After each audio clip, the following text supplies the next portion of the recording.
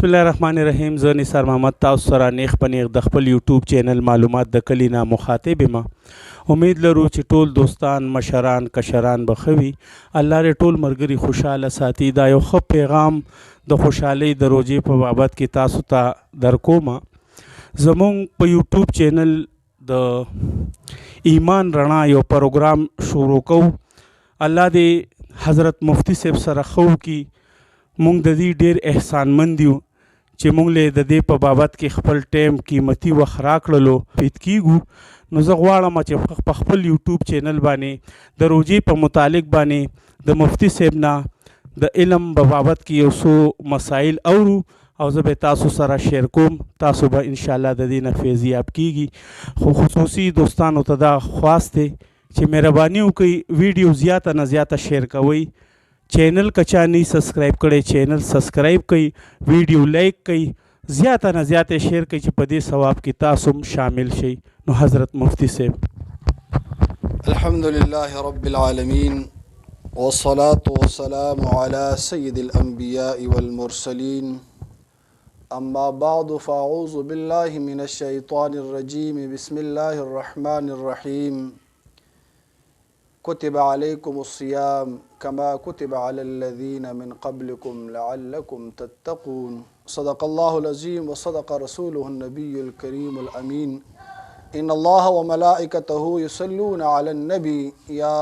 أيها الذين آمنوا صلوا عليه وسلموا تسليما. اللهم صل على سيدنا محمد وعلى آل سيدنا محمد بارك وسلم وصل عليه. مولاي صل وسلم دائما ابدا على حبيبك خير خلق كلهم. محترم مسلمانانو، د ټولو نه اول زه د دنیا ټولو مسلمانانو ته د روژې مبارکي میاشت په راتلو مبارکي ویم. رب کریم دې دا مبارکه میاشت زموږ په زندګۍ کې بار بار راوستل کی او رب کریم دې مبارکه میاشت کې موږ له د عبادت او د ریاضت د ذکر او فکر توفیق راکړي. عزتمند استاسو په وړاندې ما د قرآن مجید فرقان حمید څخه حصہ تلاوت کړله. الله تبارک و تعالی خپل عظیم شان کتاب کې فرمایي یا ایها الذین آمنو، اے د ایمان والو، کتبا فرض کړی شوي دي علیکم پتاسو باندې الصیام روژې کما کتبا علی الذین من قبلکم، لکه څرنګه چې فرض کړی شوي په هغه خلکو باندې چې مخکې ستاسو نه وو. لعلکم تتقون، د دې دپاره چې تاسو متقیان جوړ شئ. زما عزتمندو دې آیت کریمه کې الصیام لفظ راغلی، دا جمع ده د صوم او صوم عربي لغت لفظ دی،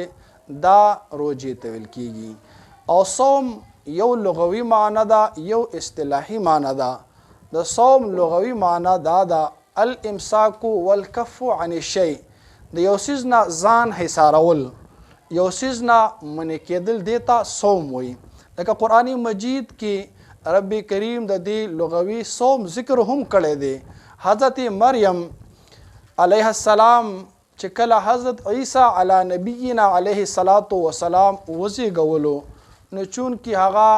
رب کریم هغې لره بغیر د پلار نه ورکړی، نو معاشره کې هغه یو ناباده کړی شوې زنانه وه. نو هغې چې کله حضرت عیسی علی نبینا علیه الصلاۃ والسلام وزیږولو، نو رب ته عرض کې ای ربه دا ماشوم چې زه خپل کلي ته علاقې ته وړم، نو هغوی به ما پسې قسمه قسم خبرې کوي.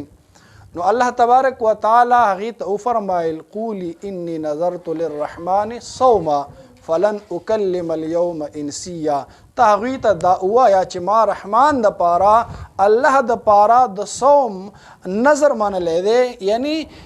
زه هیڅ یو انسان سره به خبرې نه کوم. دلته صوم مطلب دا چې زه د خبرو نه ما ځان منع کړی دی، زه د خبرو نه حصاره شوی، ما د خبرو روژه نیولې. دلته هغه لغوي معنی د صوم ده. او په اصطلاح د شریعت کې صوم چې کوم دی هغه الامساک نهارا من المفطرات بنیت من اهله من طلوع الفجر الى غروب الشمس. دا روژه دې ته ویل کېږي چې انسان ځان وساتي د هر هغه څیز نه چې هغه روژه ماتوي، خو هغه په نیت د روژې سره او اهل د روجي وي دا د کم وخت نه من طلوع الفجر الى غروب الشمس د سبا راختونه تر نور ډوبېدو پورې یو نور راختل وي خو نور راختل نیل ته طلوع فجر د صبح صادق مراد دی یعنی د سبا داخلېدو نه تر نور ډوبېدو پورې دې درمیان کې د هر هغه څیز نه چې کوم څیز روژه ماتوي د هغې نه ځان ساتل دي نو که خوراک دی که څښاک دی که جما ده که نور داسې څیزونه دي چې روژې له نقصان ورکوي نو هغې نه ځان ساتل دي خو دلته یو دوه شرایط پکې ذکر دي هغه یو نیت دی نیت نه بغیر روژه نه صحیح کېږي که یو کس د سحر نه واله تر ماښامه پورې خوراک څښاک نه کوي خو د روژې نیت یې نشته نو د دې کس دا روژه نه ده دته د روژې ثواب نه ملاویږي ځکه چې د نیت د روژې نه دی او دویم نمبر اهل د روژې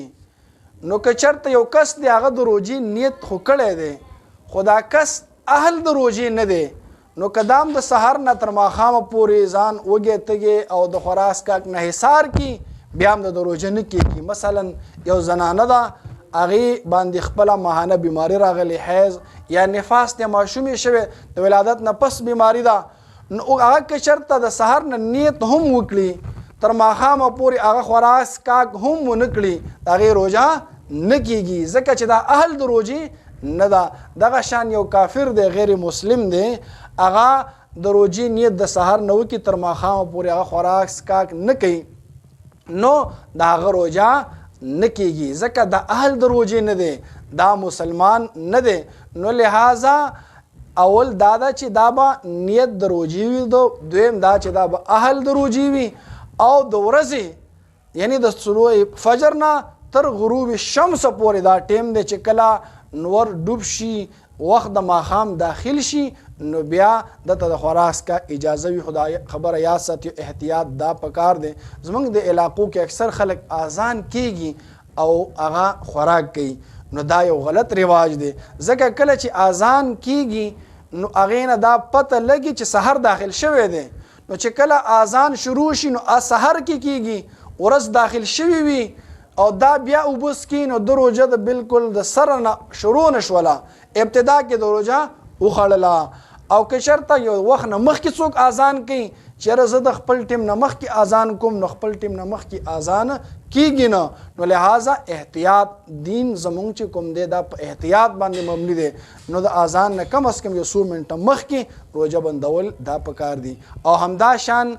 په روژه ماتي کې ځینې خلک احتیاط نه کوي نو ورڅنګ ډوب شي ډایرکټ هغې روژه ماتي شروع کړي نو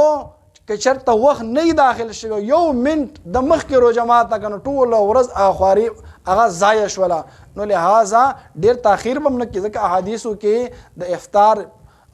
جلتی راغلی چې زر افطار کوي خو داسې جلتي هم نه ده چې لا وخت داخل نه دی او ته شروع وکړي انشاءالله تعالی